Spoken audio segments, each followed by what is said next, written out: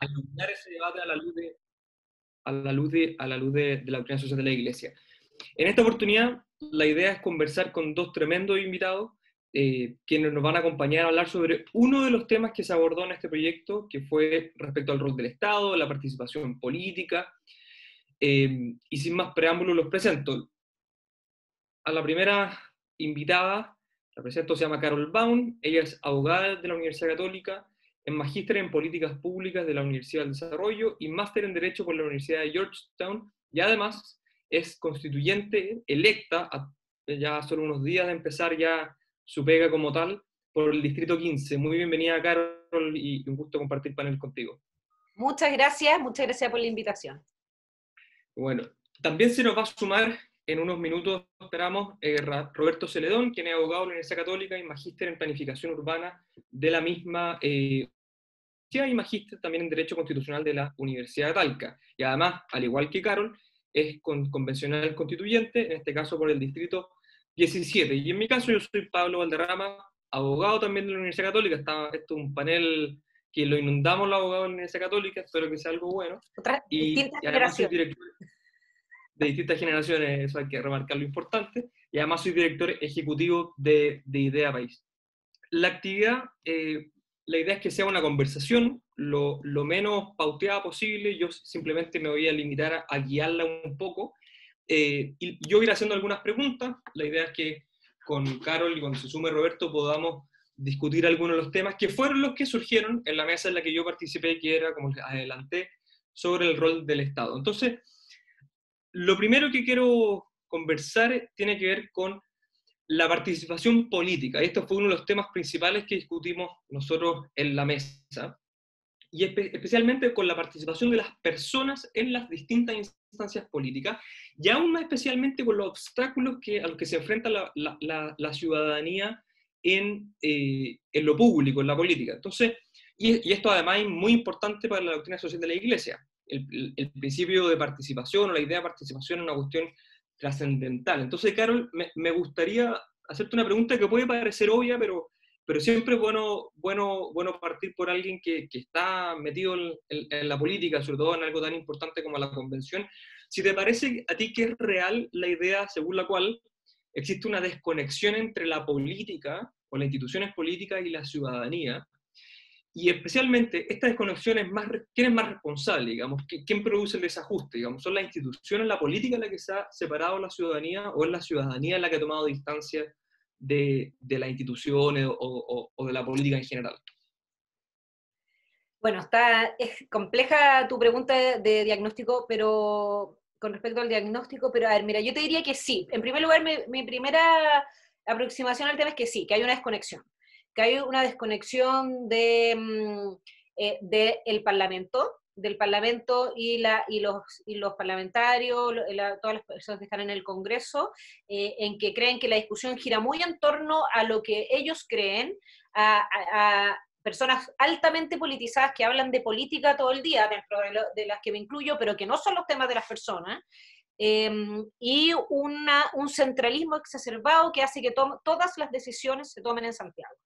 Yo, bueno, esto honestamente, además, Roberto es un caso muy parecido al mío, somos santiaguinos con corazón en O'Higgins y él en el Maule, pero hemos vivido parte importante de nuestra vida en Santiago y hemos ejercido como profesionales, él como abogado, yo en el mundo público, en Santiago mayoritariamente. Y uno ve cómo se toman las decisiones totalmente desconectadas de la realidad, en el sentido de que el mundo rural, por ejemplo, en O'Higgins y en Maule es muy relevante, ¿cierto?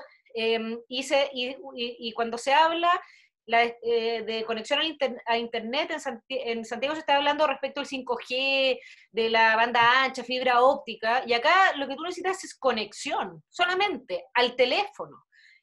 Cuando dicen, no, tenemos que acercar el Estado a las personas, por lo tanto vamos a hacer una plataforma a través del cual se puede sacar el RCH, y la señora te dice, ¿sabes cuál es mi problema? Es que yo no, cuando me dice, marque, algo, oiga, tengo un problema con la luz, ¿qué hago? Entonces le contesta una máquina que le dice, para conectar su luz, marque 1, y la señora mira el celular y dice, ¿dónde está el 1?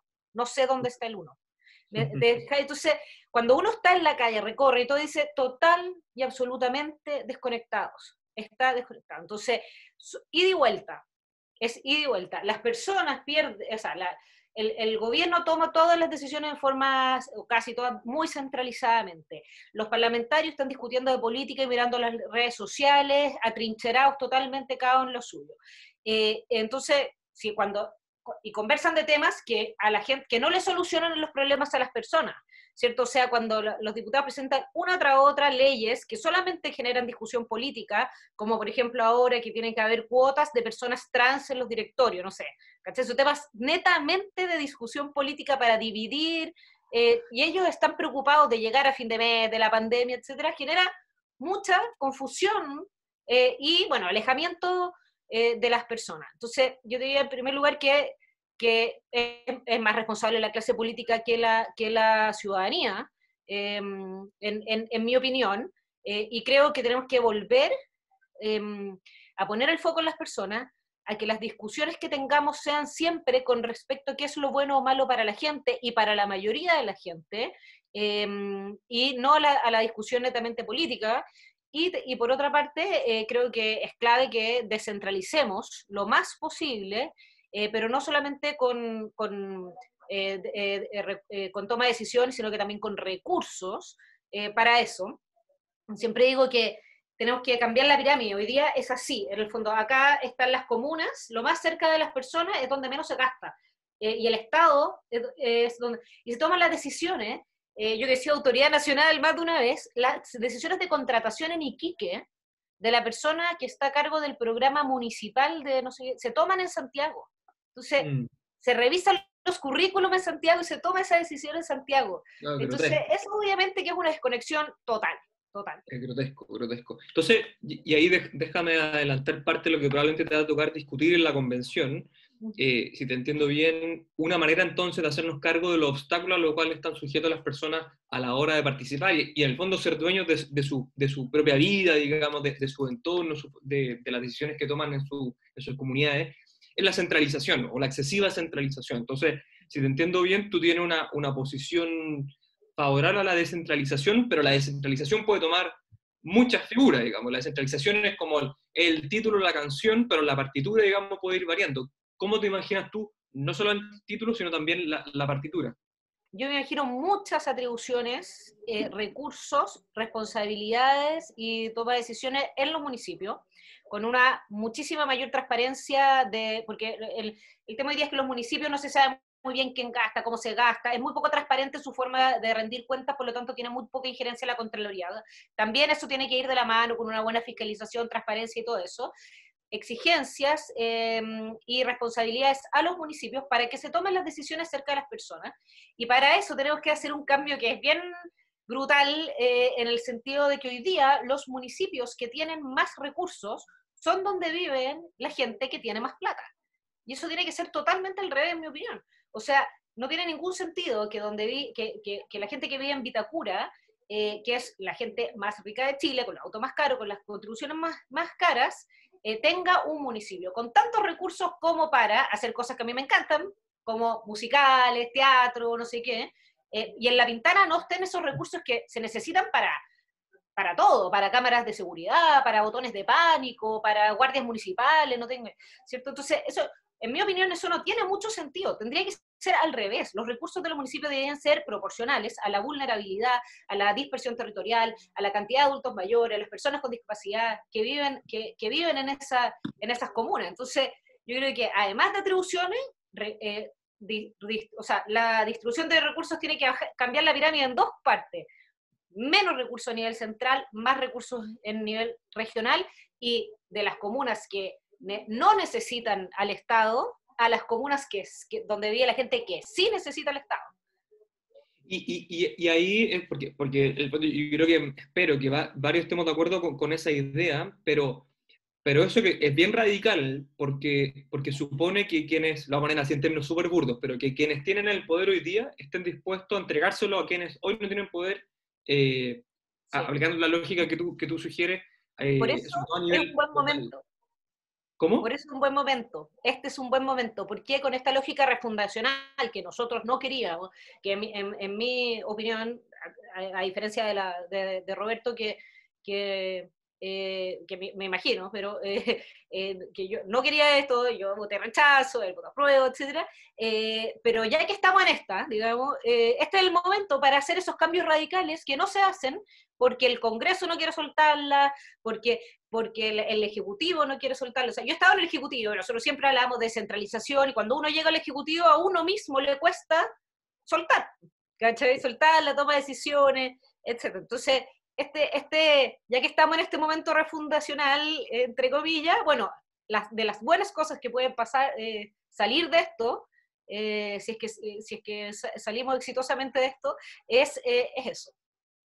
No, muy interesante. Ahora, igual tiene que ser progresivo, Pablo, de todas maneras. O sea, no Obvio, podemos de un día para otro, o sea, tiene que ir siendo progresivo, y se le van pasando atribuciones de a poco. por supuesto. Y además hoy día tenemos una oportunidad súper importante, que es la de los gobernadores regionales. Mira, hay un ejemplo que es muy político.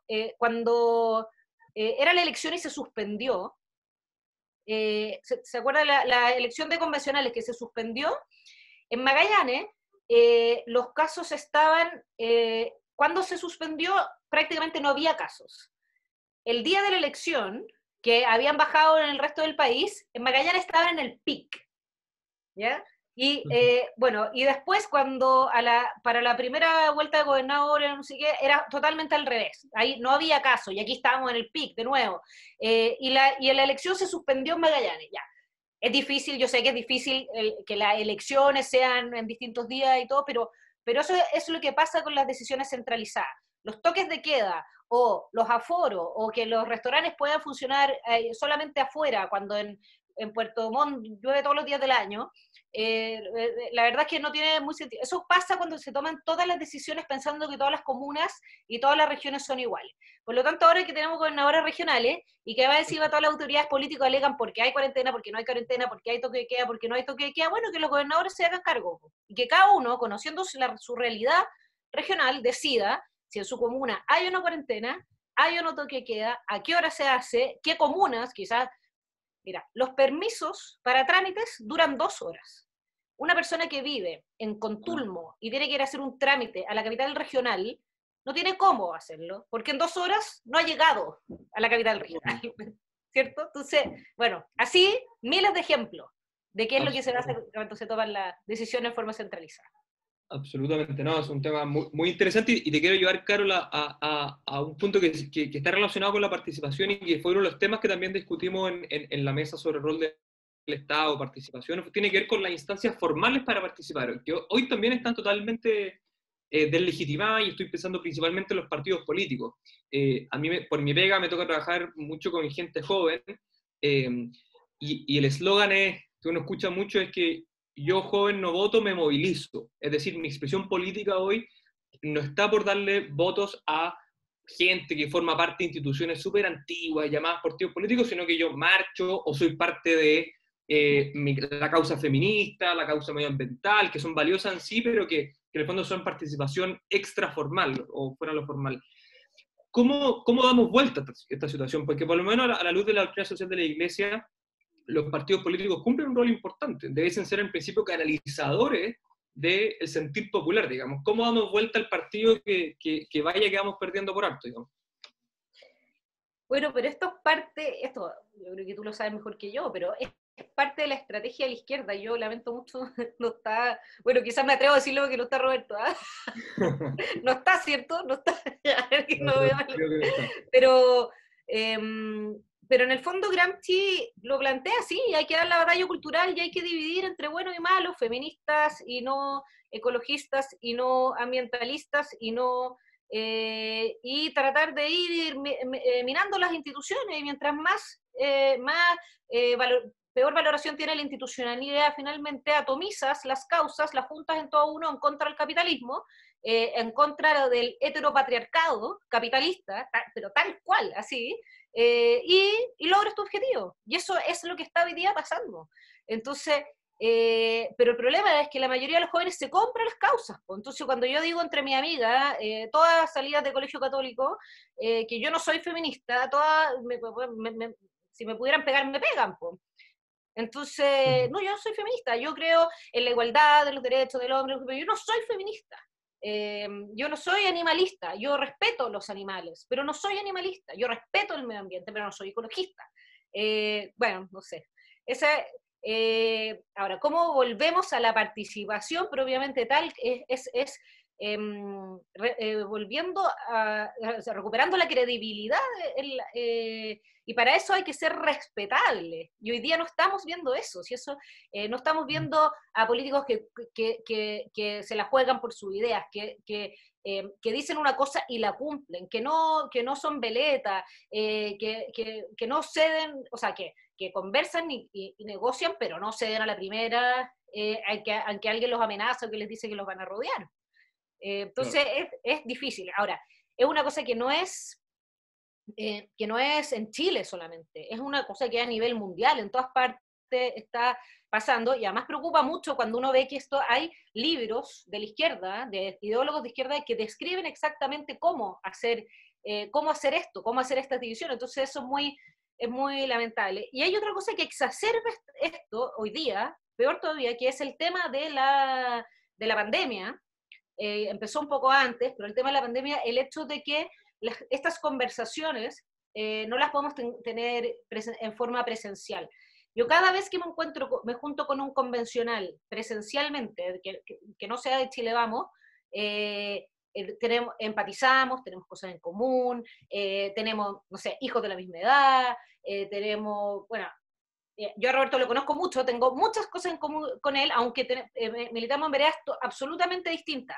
Nos une el tema de los niños, bueno, somos abogados, los dos tenemos muchas cosas en común, pero esa conversación se da mirándose a la cara, y entonces, y en todo lo que tiene que ver con este tipo de plataformas, las visiones se polarizan mucho, y no sé, cada uno está tratando de como hablarle a su gente, se atrinchera cada uno y es muy difícil llegar a un acuerdo.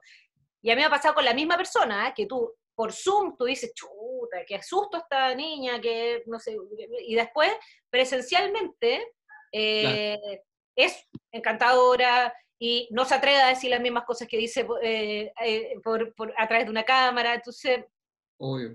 Oye, y sobre eso que tiene que ver, no tiene que ver tanto con la participación, pero sí tiene que ver con el futuro de Chile y por el rol que tú estás cumpliendo, que lata que no está Roberto, porque tenía pensado hacerle la pregunta a los dos, pero ¿qué tiene en común una mujer militante de la UDI con un hombre que en algún momento fue parte de la izquierda cristiana? Y lo que más me interesa no es solamente entre ustedes, que digamos, claro, los dos son abogados, sino antropológicamente, o los dos comparten una matriz cristiana, entonces yo creo que hay similitudes. ¿Cuál crees tú que son esas?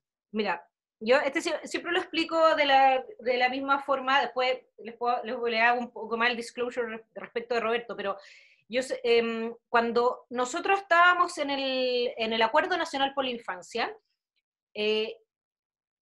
sacamos adelante el proyecto que termina con el Sename y crea el nuevo Servicio de Protección a la Niñez, con la participación bajo la presidencia en la Cámara de Hugo Gutiérrez, y con los votos mayoritariamente de Gabriel Boric, algunas veces de Matías Walker y muchas veces de Tomás Hitt. Pero el voto que normalmente nos daba la mayoría era el de Gabriel Boric. ¿Por qué? Porque a Gabriel Boric le importaban los niños. Entonces entendía cómo funcionaba el Sename, se había reunido con las organizaciones que tienen niños a cargo, había recorrido Chile viendo cómo funcionaba esto y se daba cuenta qué es lo que había que hacer. Por lo tanto, cada vez que la discusión se politizaba y volvíamos a poner en el centro de la discusión al niño, llegábamos a acuerdos. Si nos atrincheramos en que lo público, lo privado, que la subsidiariedad o la responsabilidad del Estado, entonces un día se me acercó Hugo Gutiérrez y me dice, mira Carol, hagamos algo, para que puedas explicar bien la subsidiariedad, explícalo así. Hugo Gutiérrez a mí, Carol gremialista, o sea, está usted de loco, bueno, porque él también quería que avanzara el proyecto, nunca supimos por qué, pero, pero quería que hacer el proyecto. Y finalmente, nosotros habíamos puesto que el Estado actuaba en forma subsidiaria respecto a la atención de los niños, y lo dejamos en conversación, poniendo a los niños en el centro, que el Estado debía hacerse responsable de asegurar que hubiera atención para todos los niños, pudiendo ser esta público-privada. Eso es subsidiariedad, ya, no es la esencia de la subsidiariedad, pero es subsidiariedad también, básicamente, y ahí un poco más, depende de quién esté en el gobierno tomando las decisiones, si se va a tirar por un lado o para el otro. Y ahí uno, en el fondo, puede, poniendo a las personas en el centro, si logramos volver siempre la conversación a qué es lo mejor para las personas, no lo mejor para tal partido, para mi sector, para mi candidato presidencial, sino que qué es lo mejor para las personas, se pueden construir acuerdos. Pero para eso tenéis que tener al frente a alguien que quiera conversar, porque en esa misma discusión me pasaba que eh, este diputado que tiene nombre futbolista del Partido Socialista, ¿tú te vas a acordar? Que era PS, fue candidato, de puras características de él, no sé qué. Los atributos.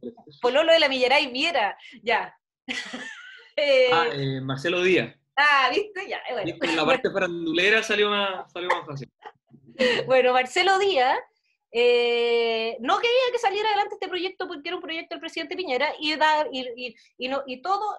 durante todo el rato nos torpedió. Yo lo perseguía por los pasillos para convencerlo de que era una buena idea y no quería hablar conmigo. Se metía al baño. Le decía, mira, Marcelo, es que ¿tú estás de acuerdo con esto? Ayúdame. Y se metía al baño para no hablar conmigo. Nos metía indicaciones de página y página. O sea, cuando tú tienes al frente a alguien que está dispuesto a conversar, que le importan las personas, puedes llegar a acuerdos. Y eso es lo que tenemos en común con Roberto.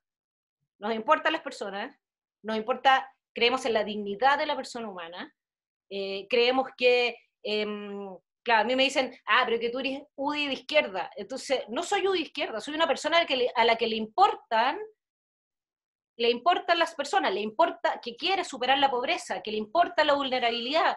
Eso no es ser de izquierda. La sensibilidad social o la solidaridad no es una bandera que es solamente de la izquierda, es de una buena persona nomás. Que te importa el de al lado, es una buena persona. Y esto hoy día es como políticamente incorrecto decirlo, pero ¿qué es lo que tenemos en común? Es que vemos que todos somos hijos de Dios. Él y yo, y todos los demás. Y por eso tenemos la misma dignidad. Y la dignidad no está dada por ser... está dado por ser persona humana, no por ser hombre, mujer, feminista, ¿cómo se llama?, de pueblo originario, sino que no por tus políticas identitarias, sino por el hecho de ser persona humana. Entonces yo creo que en eso tenemos cosas en común, pero bueno, yo todavía quiero saber qué cosas no tenemos en común, y cómo explica él también algunas cosas que a mí me parecen que son contrarias a la doctrina social de la Iglesia. Absolutamente no, eso es un debate muy interesante. Y te quiero llevar, dado que no está Roberto, para apretarlo por ahí, digamos, te quiero llevar a un tercer punto que también fue muy importante a propósito de lo que estábamos hablando, de la participación. Tiene que ver con la transparencia, porque uno participa, o la participación es mejor en la medida que está más informado. Y uno está más informado en la medida que la información está disponible, y eso supone algunos grados de transparencia.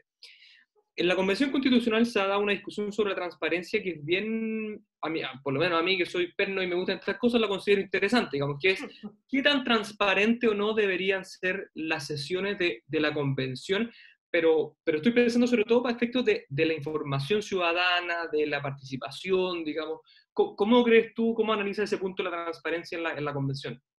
Mira, tiene cosas buenas y cosas malas la transparencia.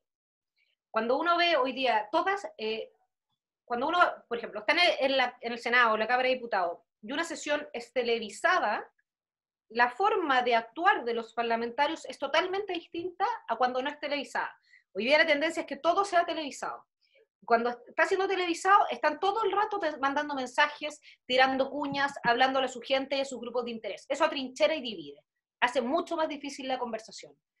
Lo mismo en el hemiciclo, en el fondo, cuando están todos, tú de repente es genial, pero tú ves unos videos de unos gallos con unos discursos incendiarios que salen por redes sociales con su idea y no sé qué, y uno sabe que cuando están haciendo ese discurso no hay nadie en la sala. pero alguien lo está grabando y está saliendo en un canal, ¿cierto? Entonces, tienen que, en mi opinión, y creo que yo esto lo leí de muchos expertos, análisis constitucionalistas, expertos que, o sea, lo viví personalmente, pero está muy estudiado, que cuando no hay instancias, o sea, uno, que divide mucho el hecho de que todo sea transparente, y lo otro es que cuando no hay instancias de negociación que sean privadas, se crean instancias no institucionales para esa misma negociación, y ahí es donde se da la cocina, la casa Claro. de... Entonces, creo que todo tiene que ser transparente, pero tienen que haber instancias que no sean al menos por streaming, en la cual tú puedes dejar constancia de todo, y eso en forma muy rápida, que sea público y que se suban las actas de lo que quedó ahí. Pero en esa conversación tiene que haber cosas que son, o sea, tiene que haber alguna conversación privada institucionalizada para evitar la conversación privada en la cocina, digamos. Así que yo creo que va a ser muy difícil que logremos eso. Eso te iba a Eh, preguntar. Mm. Porque no lo van a querer que todo sea transparente y van a querer, o sea, en el fondo esto como la casa de vidrio que le llaman, y eso va a trincherarnos mucho, yo lo encuentro complicado, pero igual se van a dar esas instancias de conversación. ¿Y cómo, a propósito del tema de la participación, cómo evalúas tú hoy día en el Mercurio? Salía la noticia de que algunas personas de la lista del pueblo y otras más estaban llamando a manifestarse el día de la instalación de la convención. Eso es participación ciudadana también, si uno es estricto, digamos, pero me imagino que tú tienes algunas críticas respecto a ideas como esa, digamos. O sea, hoy día hay un tema de aforos y de cuidado, entonces si es que, no sé, los católicos no podemos ir a misa, ¿por qué se van a poder juntar 500 personas?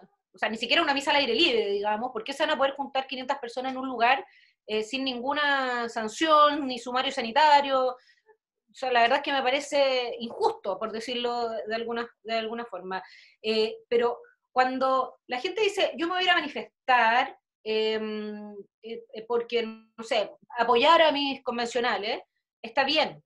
Pero cuando te dicen, lo que vamos a hacer es rodear, amenazar básicamente el funcionamiento de la convención, porque si no deciden lo que nosotros queremos, básicamente la vamos a incendiar. Entonces, eso es una amenaza, es coerción, es arrogarse una autoridad que no tienen, es amenazar, o sea, básicamente conseguir a través de la violencia lo que no se logra a través del diálogo. Y ese es el problema de cuando se atrinchera. Si tú no puedes conversar con el otro, la única forma de resolver tu conflicto es la violencia. Y eso es así en la historia de la humanidad, básicamente. Por eso, la manifestación está perfecta. El problema es la amenaza. Si no haces lo que yo quiero, entonces te pego. Y eso es muy riesgoso. Entonces ahí tenemos dos cosas que hacer. Uno, las personas como yo, no dejarnos amedrentar y seguir adelante y dar las peleas, lo que es difícil. O sea, yo te digo, he terminado, por ejemplo, yo no me meto a Twitter porque al final el nivel de insulto por lo que diga y por lo que no diga es tal que la salud mental no me aguanta, tengo 3 niños chicos, tengo que además seguir viviendo básicamente, entonces no puedo ya. Entonces uno tiene que tomar medidas de autocuidado porque además no puede no saber lo que están pasando y lo que están diciendo de uno, pero en el fondo es difícil para nosotros, para los que estamos aquí, no dejarnos amedrentar, obviamente, eh, pero claro, también somos humanos, entonces, entonces no, yo no digo que a veces, claro, uno puede sentir miedo, o no solo eso, mis niños son muy chicos, pero yo me imagino para los más grandes, cuando dicen las pachotas que dicen de una mamá, me muero que mis hijos estuvieran viendo todo eso que me dicen en redes sociales, ¿cierto? Es muy difícil. Entonces, claro, yo creo que ahí está lo que nosotros siempre hablábamos como, en el fondo, la fuerza de la Iglesia unida, la comunión de los santos, como le quieren llamar, en el sentido de que yo me siento parte también de un colectivo, como les gusta decir a ellos, que es la Iglesia, y que hay gente que está rezando por nosotros y que están queriendo que estemos, que en el fondo tengamos la fuerza y la iluminación del Espíritu Santo para hacer las cosas bien. Así que cada vez que alguien me dice, oye, ¿cómo ayudo? Reza, le digo yo, pues reza. Así que reza por nosotros, por todo, por lo O al menos, físico. claro, partir por ahí. claro, por nuestra familia, y para que, yo entiendo mucho, a mí, mi marido me apoya totalmente en esto, pero me dice todo el rato, esto es para valientes, y eso es realismo, y entiendo también otros maridos que dicen, olvídalo, no te metes ahí, ni por mí, por ti y por los niños. Entonces, bueno. Obvio.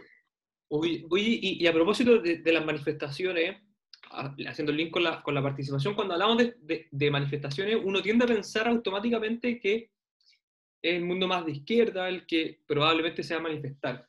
Pero, y por lo tanto, me imagino que para tu idea eso obviamente genera un poco, puede generar amedrentamiento, lo que estamos conversando ahora. Pero sacando de lado la parte de la violencia o la amenaza, digamos, la manifestación pacífica, legítima, al menos a mi ojo, ¿tú considerarías positivo también que gente de tus ideas, de tu sector político, también se manifiesten durante la convención por las cosas en las que tú crees, digamos? Totalmente, totalmente. Y yo creo que eso es una labor, yo estoy siempre buscando la forma de organizarla, pero que es parte de lo que, en el fondo, el llamado que ustedes también hagan, y lo hacen, no sé, ustedes lo hacen a través de Idea País de alguna forma, etcétera, pero hoy día no sé, que nosotros como Chile Vamos no tenemos ninguna mayoría, pero hay ideas que en general se identifican con la derecha, que son de sentido común, pero que si la Marcela Cubillo y yo les presentamos en la convención, en 2 segundos nos van a tirar, decir, no, olvídenlo, estamos en desacuerdo.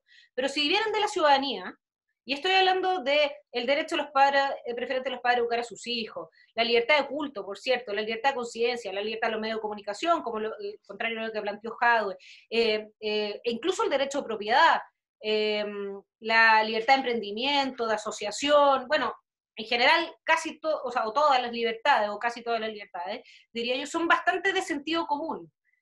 Hoy día la izquierda se organiza, o muchos grupos más, alrededor de causas, ¿cierto? Lo que decíamos antes, o sea, muchas causas que juntas están como en contra del capitalismo, ¿cierto? Hay muchas ideas que son de sentido común y que la gente, si las defiende a través de sus redes, de sus barrios, van a generar efectos. Por lo tanto, yo creo que todos los que tengan una causa legítima debiesen organizarse, y cuando se discuten en la convención debiesen estar ahí, y estar ahí no significa solamente hacer una marcha y estar con bandera, sino que transmitirla a través de las redes sociales, del WhatsApp, grabar un video, el que tiene esa capacidad o ese talento, digamos, que no es tan fácil, y llegar con nuestras ideas a la mayor cantidad de gente posible, y eso es una forma de manifestarse legítima, que produce efecto, y que puede ayudar al funcionamiento, a un buen funcionamiento de la convención. Y no solamente las ideas valóricas, todas las ideas, o sea, no sé, descentralización, lo que sea, por ejemplo, en contra de la violencia, del narcotráfico, bueno, el tema que sea. Obvio. Oye, y última pregunta. Esto está en el contexto de una conversación entre católicos a propósito de un proyecto impulsado por el mundo católico. Uh-huh. ¿Qué rol crees tú que debería jugar la Iglesia en el sentido amplio? No en la Iglesia como institución, digamos, no el Arzobispado de Santiago, digamos, sino la Iglesia como pueblo, digamos. ¿Qué rol crees tú que debería jugar en esta discusión constitucional? Mira, yo diría que hay dos cosas. Una, que es bien lamentable, y esto poca gente lo dice, pero cuando yo tengo 42 años, cuando en el fondo prácticamente toda mi vida la viví en democracia, pero durante los, no sé, mis 20 primeros años, o quizás, sí, 20 primeros años, la Iglesia Católica tenía un rol permanente, era una voz más dentro de la institucionalidad nacional. Si bien era un Estado laico, por cierto, la Iglesia Católica tenía una opinión respecto de todos los temas que se discutían. Algunas veces salían con una opinión y la mitad de la gente decía, son rojos los curas, bueno, da lo mismo, pero tenía una opinión valórica, tenía una opinión y tenía un rol en la discusión. Los 20 años, mis 22 años siguientes, la Iglesia Católica desapareció y hubo muchos problemas internos, las acusaciones, muchas cosas. pero desapareció como un actor de la vida nacional que tiene una postura y que la gente pueda compartirla o no, pero, y eso es, no sé, quizá los historiadores lo van a ver en 40 años más, pero que van a decir, oye, ¿y eso influyó o no? En mi opinión, sí influyó en el deterioro de las convicciones, en el deterioro de la discusión pública, y al final, bueno, la iglesia está formada por humanos, por lo tanto, en mi opinión, quizás eso fue un error, un miedo, no sé, algo pasó ahí que ocurrió eso. Entonces, a mí me gustaría hoy día, no lo veo, no lo veo venir, pero me gustaría un rol más activo de la iglesia en ciertos temas. Una opinión, eso con respecto como a las cúpulas, ¿cierto? Pero con respecto a la iglesia en general, a todos los feligreses, yo creo que es muy relevante no solamente rezar, rezar por todo, por Chile, por los convencionales, yo sé que la mayoría de la gente lo hace, o sea, es una cosa que como a uno le enseñan como desde que nació, a rezar por Chile, por las autoridades, por el Papa, ¿cierto? O sea, por los parlamentarios, los queramos o no, digamos, por todo, pero yo creo que eso es importante, y también defender las ideas de la libertad, las ideas que representan al mundo católico, yo creo que es importante, aunque son políticamente incorrectas muchas veces, aunque en mi grupo de amigas salidas del colegio católico, hay muchas no sé si muchas, pero algunas que si yo digo que estoy en contra del aborto, me dicen, pero retrógrada o no sé qué, ¿cierto? Entonces yo creo que es importante defender, dar dar todas esas batallas, o sea, no quedarse callado. Si es que el 90% del WhatsApp está a favor de algo, uno igual tiene que decir, uno dice respetuosamente, pero esta es mi opinión y yo lo creo así porque creo que hay vida, porque bla, bla, bla, y así. Entonces, todos tenemos un rol en eso, en mi opinión. Hay que ser católicos buenísimo. valientes, Carol, como dice, como hoy día el Papa lo dice. Tiene una frase como es católicos en salida, algo así es la frase que ocupa, ¿no? El Papa Francisco. sí, a mí me gusta la que dice de no balconear, o sea, como no ver las cosas desde nuestros balcones, sino que meterse ahí, en la chuchoca. Oye, Carol, muchas gracias por la conversación, por tu tiempo, estuvo muy entretenido, muchas gracias también a la Pastoral de la Católica y a Voces Católicas por este espacio, y los quiero dejar invitados, bueno, a ti, Carol, las personas que nos acompañaron, y a las que vean esta actividad después, cuando se suba a las redes sociales, a descargar el libro de nuestramesachile.cl, ahí se puede descargar, y que reúne varias conclusiones a las que se llegaron en este proyecto. Una de esas tiene que ver con lo que conversamos hoy, pero también hay de distintos temas. Los dejo muy invitados a descargarlo y a seguir conectándose a las actividades que se organizan en esta línea. Así que, Carol, muchas gracias, que te vaya muy bien. Éxito en la instalación de la convención y toda esa pega que es muy importante. Muchas gracias, que estén muy bien, gracias por la invitación. Nos vemos. Vale, gracias. Chao.